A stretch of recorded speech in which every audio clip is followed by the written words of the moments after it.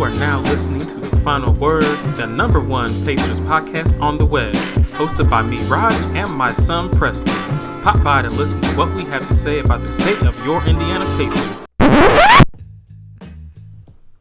What's up, guys? Welcome back to another episode of The Final Word, the number one Pacers podcast on the web. I'm your host, Preston. And I'm your co-host, Raj. We have another great show lined up for you guys today, but before we get to that, please make sure you like, share, and subscribe to The Final Word, but most importantly, hit that bell icon so you never miss a show. Plus, it would really help to support the production of the show. So, today we have... Last time it was just me all by myself, all lonely. But today we have Preston back, and we have our most special co-host / guest in the world, my dad, Mr. Reed.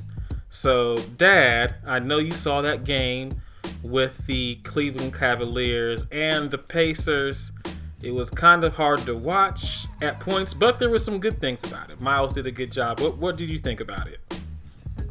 Well, once again, yes, it was a little bit difficult to watch. The results wasn't quite what we like to have it be.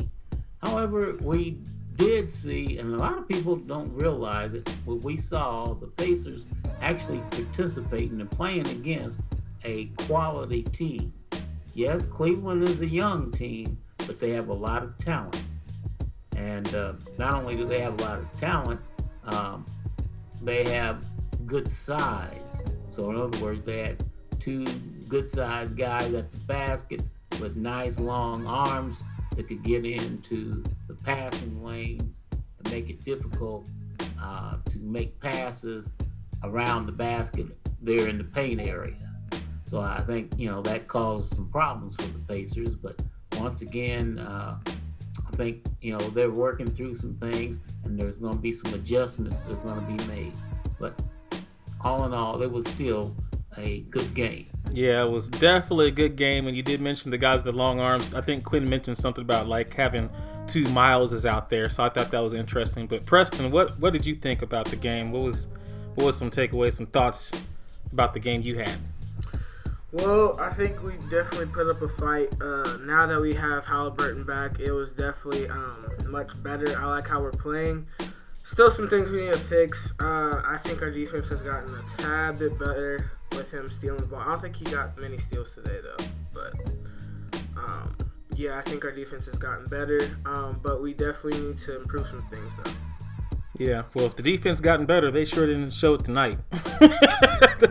They sure didn't show it tonight because we got beat by what? Well, if you lose, that doesn't mean your defense was bad. It just means that doesn't necessarily mean that. There's other. I'm not talking about if you lose. I'm talking about the amount of points they lost by. But what were you saying, Dad?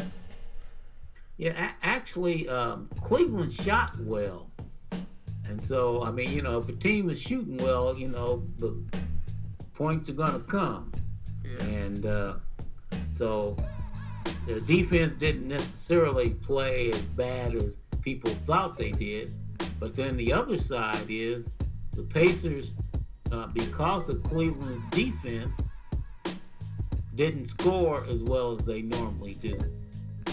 They weren't hitting shots outside in the three-point area. They weren't able to get the ball into the paint area, so it sort of disrupted the flow of their offense. Yeah. I agree. Yeah, they definitely didn't shoot too well. They were 44% from field goal range, and they were only 8 of 32 from the three-point range. So 25%, that's not really the greatest. But, Myles, like I said, Myles Turner, he had a good game. So he's definitely showing people why he's worth that check that they're giving him, that bump. So... he was, I believe, he had 27 points today. So 27 points. He was 50% from the field. Or as far as the field goals, he was 2 of 6 from 3. Had 10 rebounds. So for you people who keep on talking about we need to get somebody who can rebound the ball, Myles Turner is showing again and again that he is completely capable of getting the rebounds, and then you still got the blocks on top of that because he has 3 block shots today. So one of the top blockers in the NBA, and he's always been one of the top shot blockers in the NBA. So he's definitely proven his worth and proven why the Pacers made a good decision in getting him. So, would you agree with that, Preston?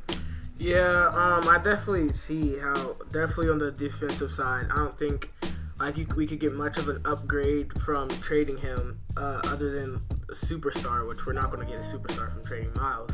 But definitely in the rebounds, he's definitely been he's tall, so of course he gets a bunch of rebounds. He's very good on offense. He's been improving a lot over this past year and a half of offense than he has done in the past years. And also with like rebounding, I don't know if people think like bigger bodies can rebound easier, but honestly, if you're just tall, like what's the guy's name on the center for the Cleveland Cavaliers? Cleveland Cavaliers. Crap. What's his face? Yeah. Got has an Afro Man. Afro Man.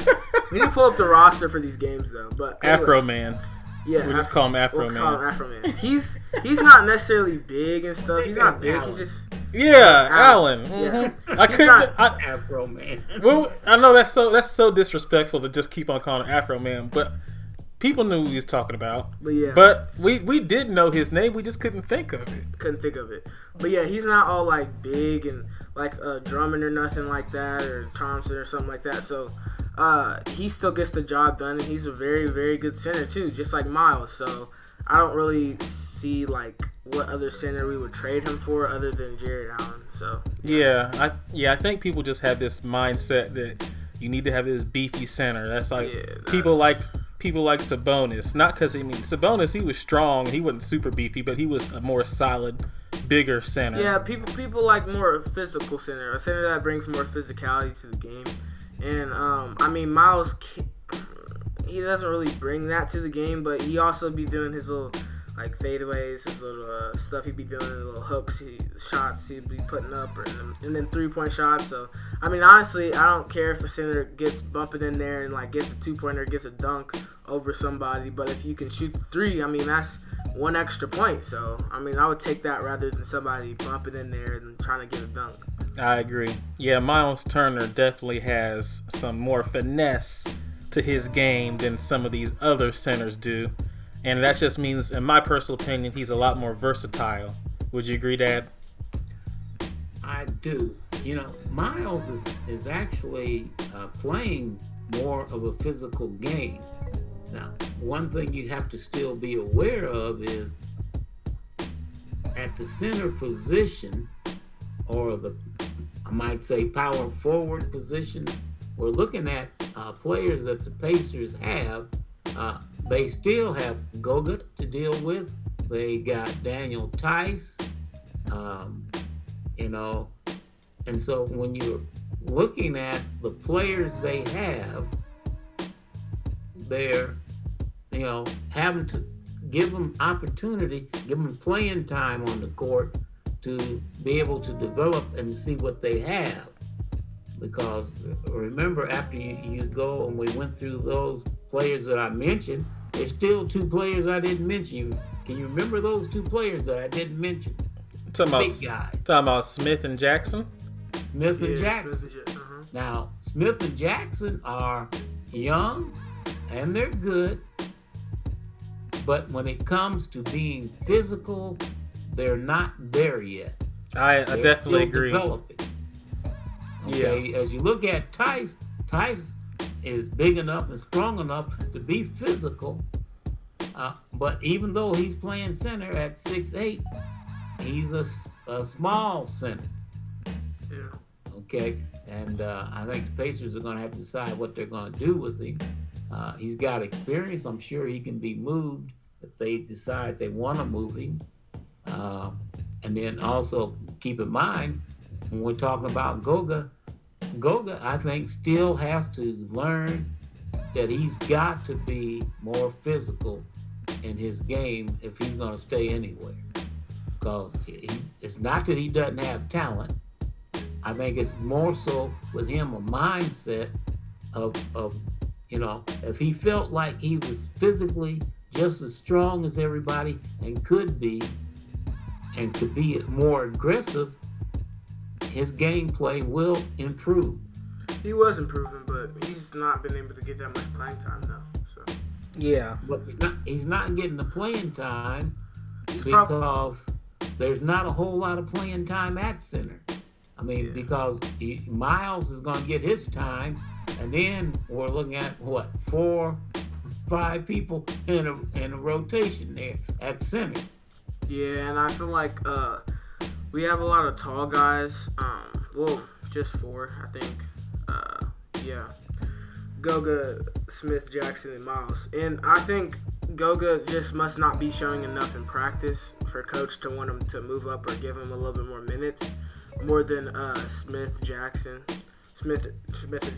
So I don't know, but I think Goga definitely has a lot of potential. Maybe coach will give him at least like 3 minutes, 5 minutes. That would be nice for him, and see, like, maybe give him the same amount of minutes they would give Jackson and see how that works, and for a game or so. Yeah, experiment with it. Well, I think Goga really has to come to a realization that he's going to have to be more physical. Now, when it comes to his athletic ability, that's somewhat of a question mark because he's not an aggressive type player, and even though at times he's demonstrated he has a little bit of talent, the talents are there, the potential's there, but it's nothing really consistent. Of course, you can't have consistency when you don't get playing time. I think at one while it was mentioned that he should go down and play with the Mad Ants because he would get playing time. Playing time is important. I agree. Playing time definitely important. Whether he's going to get that with the Pacers, we don't really know. We'll see what happens. He could get dealt. You never know. When's the trade deadline? Is it the 8th? It might be. I think it's the 8th. Yeah, I'm not sure. We could be completely wrong. Dad, do you know when the date is? Deadline? No, I don't. Not sure? Okay. Well, hey, you guys can fact check us. It's all right. You guys have Google. You can listen to us on your phones. But as far as speaking of trades, I want to make a little slight sidestep just because, they talked about it tonight on the game. Kyrie Irving looks like it's a report to be allegedly traded to Dallas. So, apparently... Yay for Dallas. Yay for Dallas. So, that'll be interesting. I know he wanted to get out of there, and honestly, I can completely understand why he wanted to get out based on the current events that happened recently. So, I completely understand that. But, yeah, Dallas, him and, what's his face? Luka? Yeah, Luka. How'd you forget that? Because I forget a lot of things right now. I mean, okay. I mean, I get like forgetting small stars or like guys. I'm talking about just forgetting things. Like I can just forget words that are on the tip of my tongue that I use all the time. It just that just happens sometimes when you get older. Okay. Yeah, you can forget things. But yeah, him and Luka would be crazy. Yeah. It would be like, it just blows my. What are you doing? What is he's doing some stuff? I don't know what's going on. His mic disconnected or something. Oh, okay. All right, that's fine. Okay. I think his mic disconnected. But Okay. Anyways, but yeah, him and Luka would be a crazy dynamic duo. Him and then why is he raising his hand? Him and is Dinwiddie there? Wait, is he there? Or is he? I don't know. There's another guy. What's his name? I don't know. But Dinwiddie's getting traded to there. To or is he coming from there? Well, Dinwiddie's at Dallas. Now, the funny thing about that is Dinwiddie was with Brooklyn. And now he's going back. And now he's going back to Brooklyn. Oh, yeah, I remember. Yeah, Dinwiddie was at Brooklyn. Then he got traded to Dallas, and he was playing good with Luka, and now he's going back. Yeah, I like Dinwiddie at Dallas, though. But it'll be better with Kyrie there, I think. And them being together would be really fun to watch. Yeah, it'll definitely be very fun, very entertaining. I think this is going to be refreshing for Kyrie. to have a fresh start. So I'm actually very happy for him. He's going to be playing with a good team, solid team for sure. So that'll be interesting. Look, and apparently also some other things around the league going on. Stephen Curry, he is out indefinitely with a lower leg injury. So lower leg injury. I mean, it seems like he gets hurt every other year. Yeah, recently he's been getting hurt, and I'm like, what is the problem? Like, for real, I'm really confused of what is happening with Steph, because he was like one of those players that like never got hurt, and then in like 2020 he started getting hurt, and then he was good for like some of 2021, and then some of 2022, and like he's getting hurt again. So I don't know what this is going on, if he needs to fix something. I know he got hurt in his hand, now he's got hurt in his leg. I don't know where else he's gotten hurt, but hopefully he can get that together. He's getting hurt everywhere, all over his body. All over his body. He's getting replacement parts. But hopefully he can get that together. So, oh, you got your mic working. Oh, great. His mic's working again. Wonderful. So, Dad, what do you think about that as far as Stephen Curry being hurt all the time? Well, obviously, he's not hurt all the time, but... He's not. It's just for the past few years. Just seems like something's hurting him all the time. Or like he's sore and injured for like... You have to also think, though, now... Stephen Curry, he's got a lot of playing time on him. And sometimes you just need time to recover from injuries. And, you'll have athletes that are really your top athletes, really don't like to sit down. They don't like to be out of the game. But sometimes you got to do that, because you got to give your body time to mend. Then the other thing is, when you look at his size physically, people come at him a lot. So he's really taken a lot of things, and sometimes, things just happen. And it's amazing, because sometimes it seems like it just happens for certain athletes. Some seem to be doing real well. Of course, as you look at your superstars, a lot of them are injured, and they spend their time out. Well, we're glad Halliburton is back, because, man, the Pacers are something else without him. But, those things are just part of the profession. You just got to accept it. And then you have to see, next man up. Yeah, and like you said earlier, I feel like superstars are like the only ones, like, well, not the only ones getting hurt, but the only ones, like, I guess we know this because they're superstars, but I feel like one is getting hurt every year. And I mean, like, there's so many of them, so I feel like one or two is getting hurt every year. Wouldn't you say that? Yeah, it really seems like, and honestly, maybe it's just because that we actually notice them more often. That, I don't know, maybe regular players, non-superstars, non-all-stars, maybe they're the ones who maybe we just don't take note of. But actually, to tell you the truth, they don't get as much playing time anyway, so their chances of getting hurt go down tremendously. Yeah, and superstars will be trying to do all these tricks and stuff and doing all this stuff in the air or whatever. Of course, you have to remember, basketball was said to be a non-contact sport. That's what it was said to be a long time ago. Now it's physical. As a matter of fact, now it's so physical, sometimes I look at them and I'm sort of amazed at the fact that they don't get injured more, because we're talking about players that move faster, jump higher. Of course, when you jump higher, you got farther to fall when you go down. Yeah, like John Morant. Like, so there's, you may bounce back up, but sometimes you don't bounce back up. You just bounce on the court. Yeah, and like John Morant, he be flying in the air, like, head way above the rim.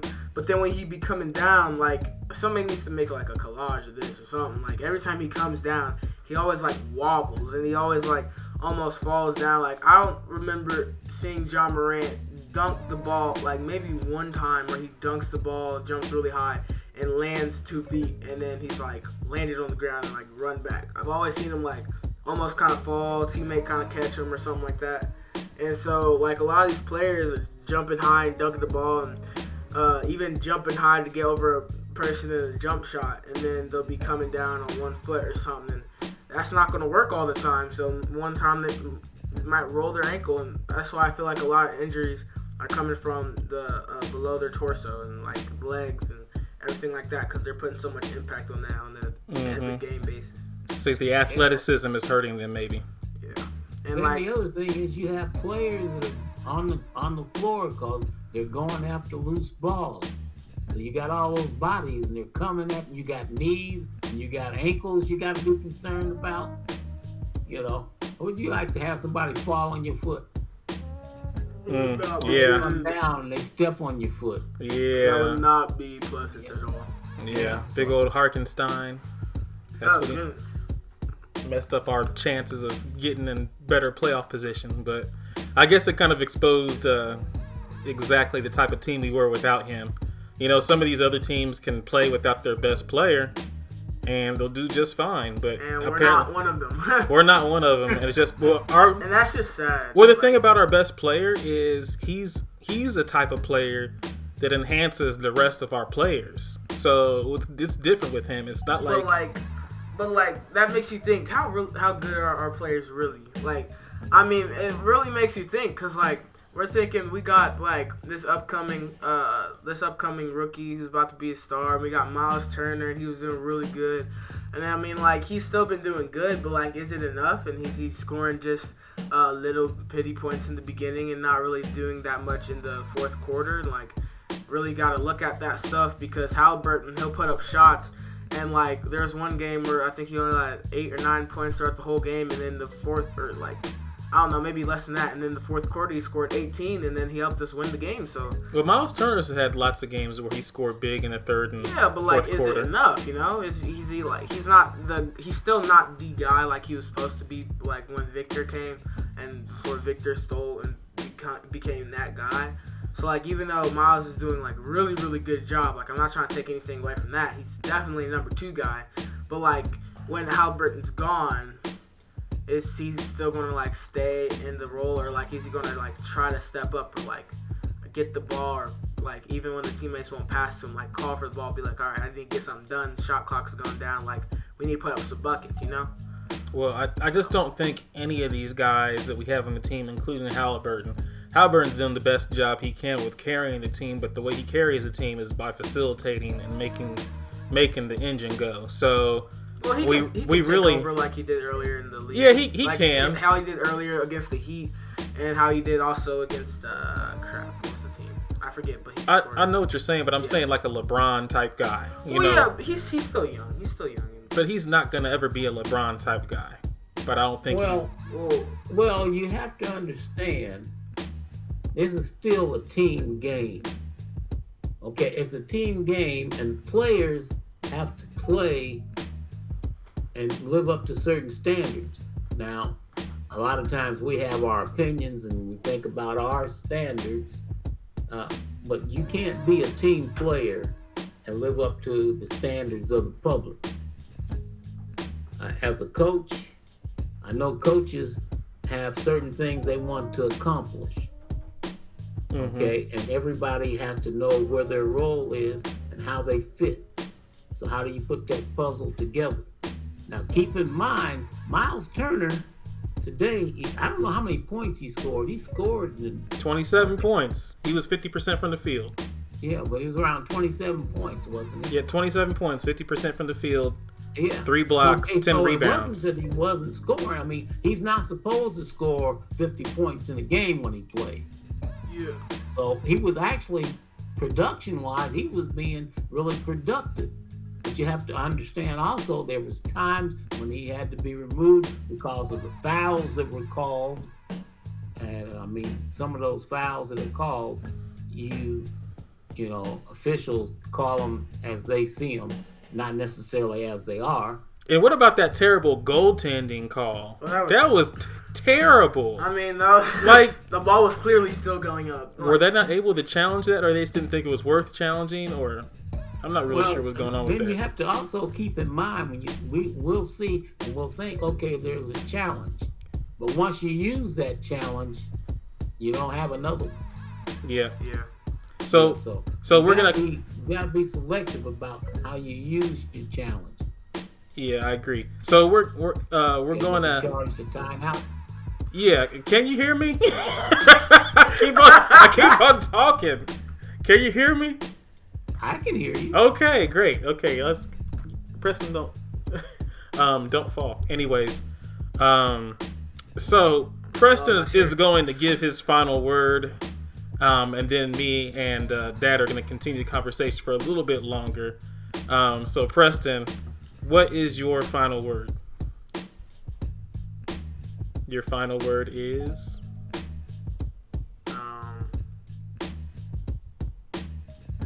Your final word is Preston's final word is He's meditation. Final word is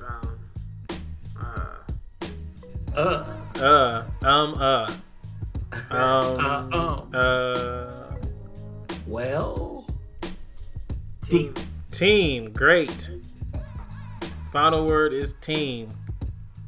And that in regards to team, I guess he's not really quite sure. But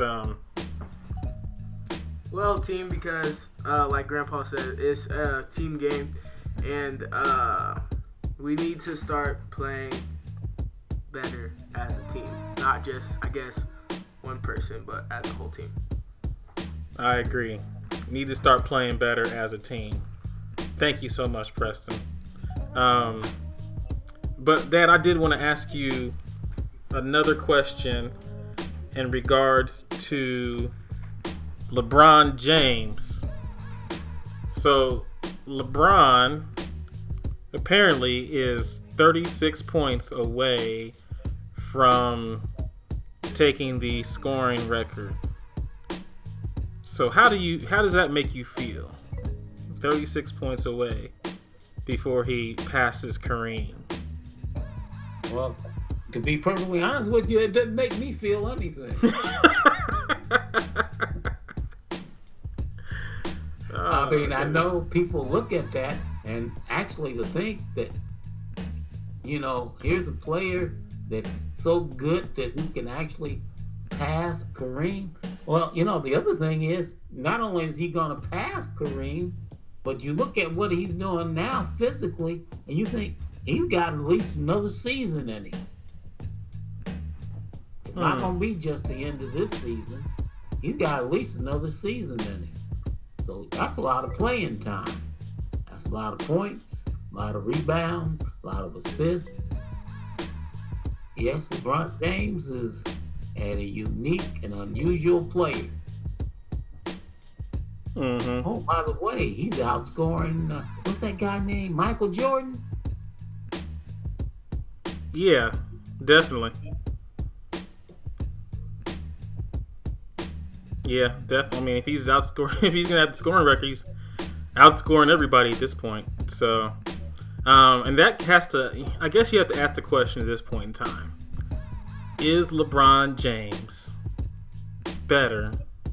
Now, I guess you could have asked, why is people not say Kareem's better than Michael Jordan? But is LeBron James better than Michael Jordan? Would this make him officially better than Michael Jordan? What do you think? Officially, in my book, yes, he's better than Michael Jordan. I know a lot of people don't like that, but truth is truth. Michael Jordan played. He put in his time. He's out. Now he's being surpassed by another athlete. And you have to remember, when Michael Jordan played, Michael Jordan could play guard. He could play forward. He could never really play center. Mm-hmm. LeBron James could play everywhere on the court. Yeah. It's just a matter of him having the right people around him. Yeah. So he elevates everybody's play. And Although some people will say Michael was the greatest and Michael was the assassin. He was, you know, before Kobe came along. And but the bottom line is there's always going to be potential for great players to come along and for someone else to actually be better and dominate. But to take care of yourself physically, health-wise, to be able to be productive as long as LeBron James has been, is something that in itself is unusual and unique. Yeah. I definitely have to say so. He's been very productive for an abnormal amount of time, considering he's a basketball player. You know, Tom Brady, he remained productive until I guess technically his mid-40s, but you could say, well, he was a quarterback, so he's more protected and all that good stuff. But being a basketball player with all those miles, I think they had like a stat for how many miles he would have ran. With all the minutes he actually racked up on the court over the years, and I can't remember what it was, but it was like an absurd amount. Yeah, the fact that he's been this productive for this long, and I still don't want to say he's better than Michael. I don't know. I'll give him number 2. I gave him the 2 slot. I was like, because I used to have Magic Johnson in the 2 slot. I was like, you know what? It's kind of silly to hold on to Magic Johnson in the 2 slot right now. So I'll give him the number 3. I mean, Magic. I'll give Magic number 3. I'll give LeBron number 2. But I can't remove Michael from number 1. I just can't do it. I can't do it.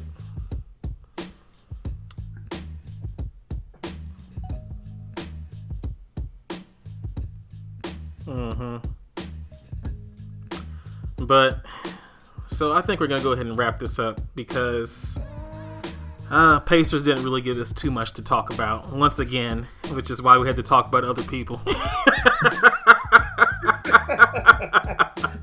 I was like, hey, JJ and Eddie Gill, they're talking about other things. Let's talk about other things too.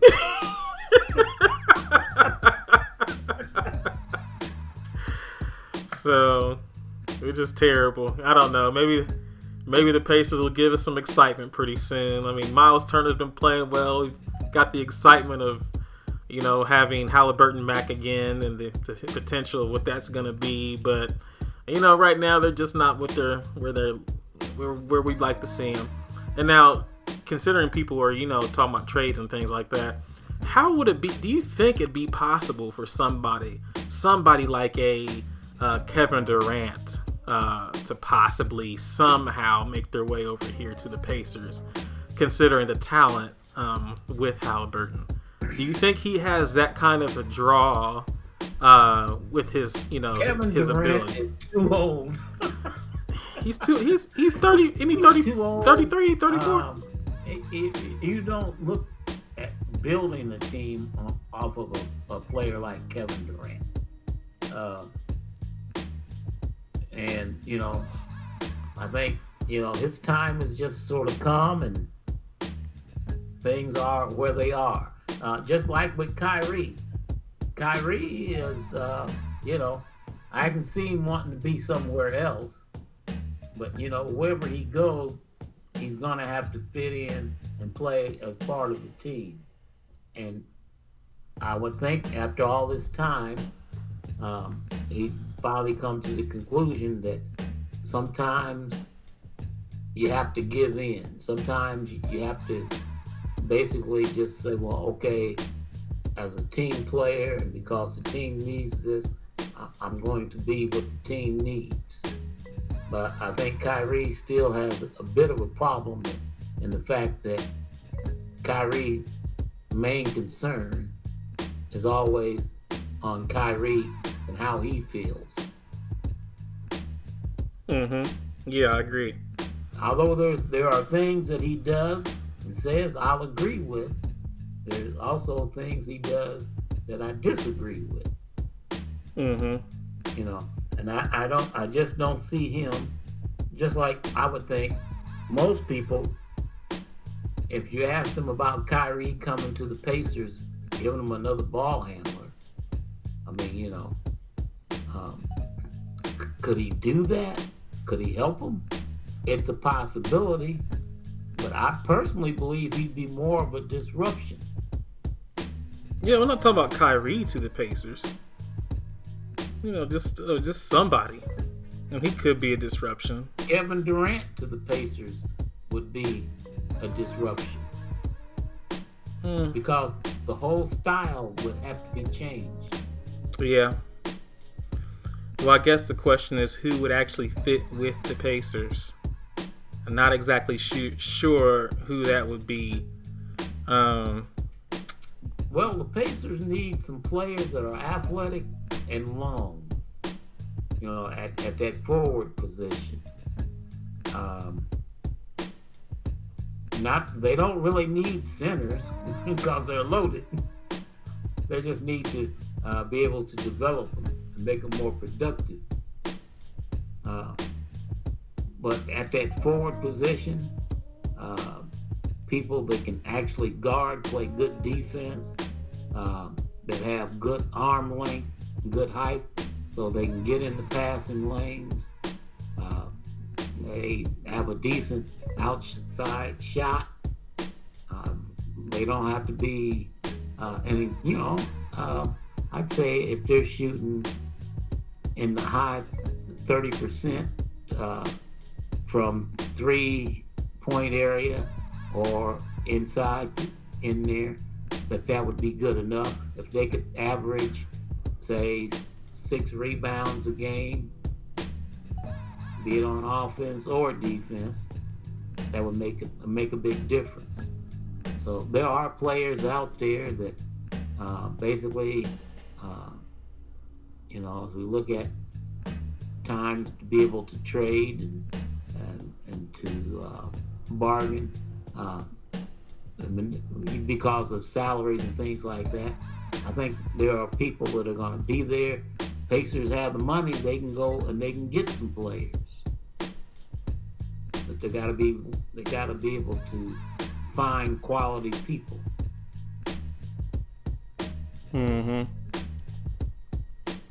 Yeah. Well, it's a good thing they don't pay us to think about all these things. We just get to, talk about it and criticize what they do. We get to think. We think right, we think wrong. Of course, I think they should have extended Myles Turner, which they did. I'm happy that took place. A lot of people didn't think they needed Tyrese, but I'm glad they did. Sabonis, enjoy yourself with the Kings. Don't miss you.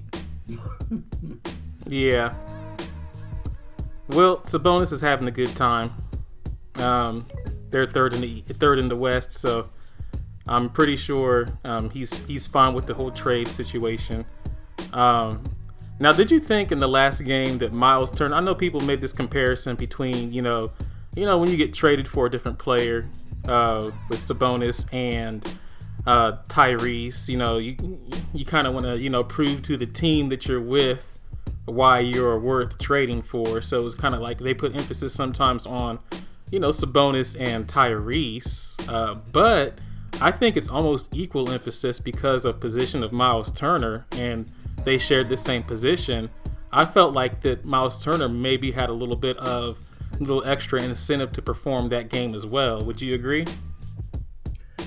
Truthfully, I believe both players, Sabonis and Turner, one thing I always liked about them is I think they were both really supportive of one another.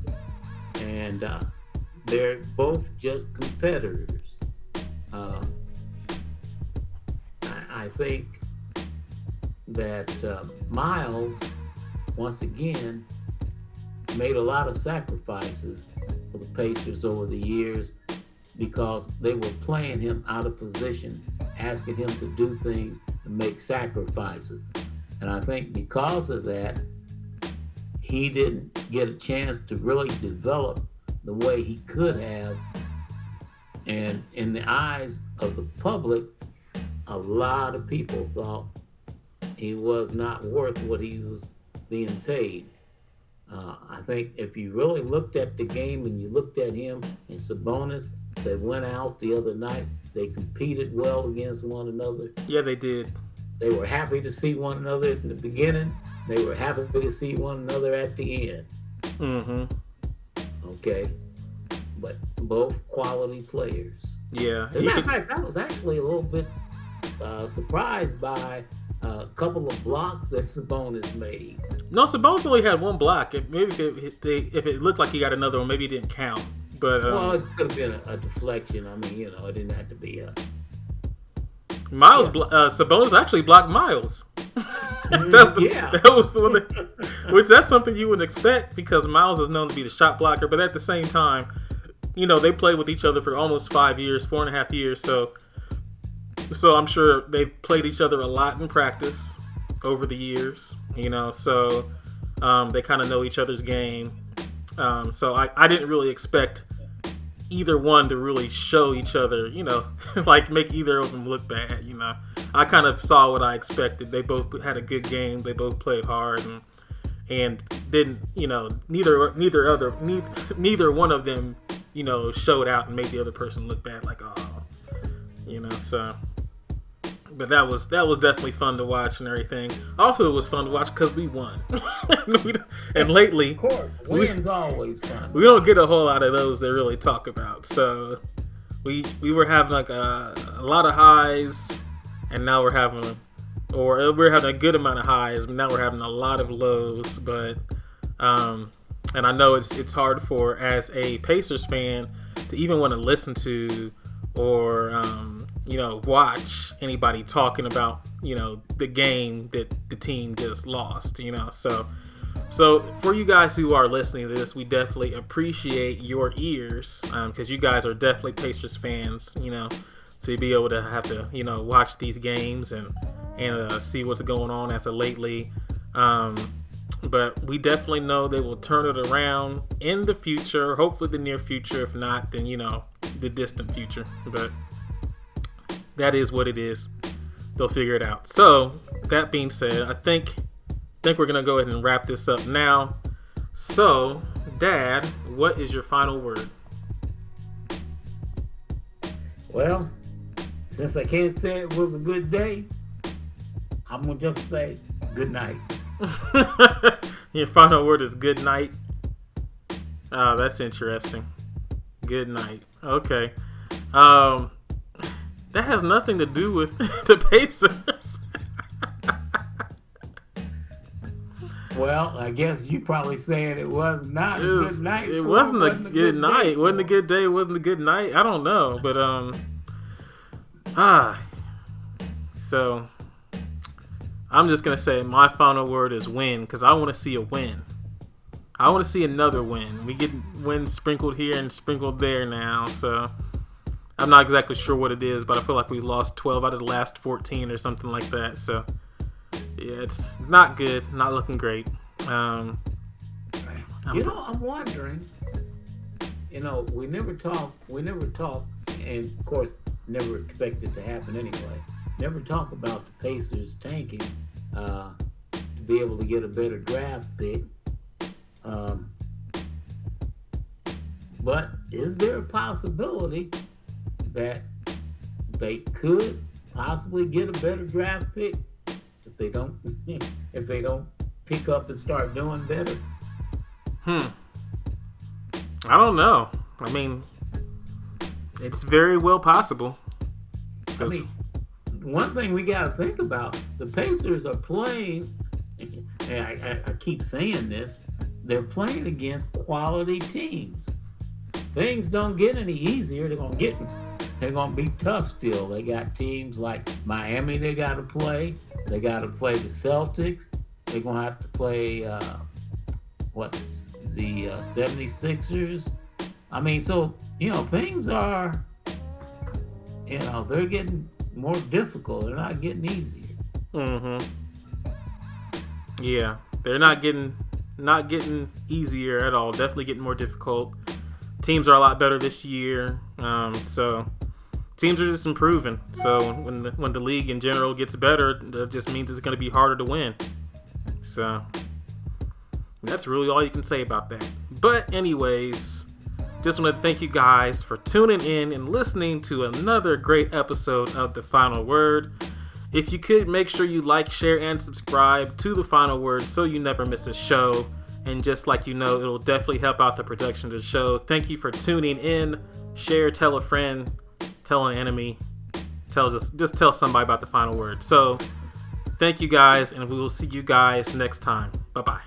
Hey guys, we hope you've enjoyed this podcast snippet. If you'd like to continue the conversation with Preston and I, just click on the next video.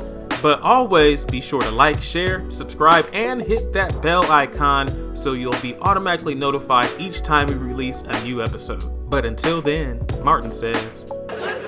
Peace!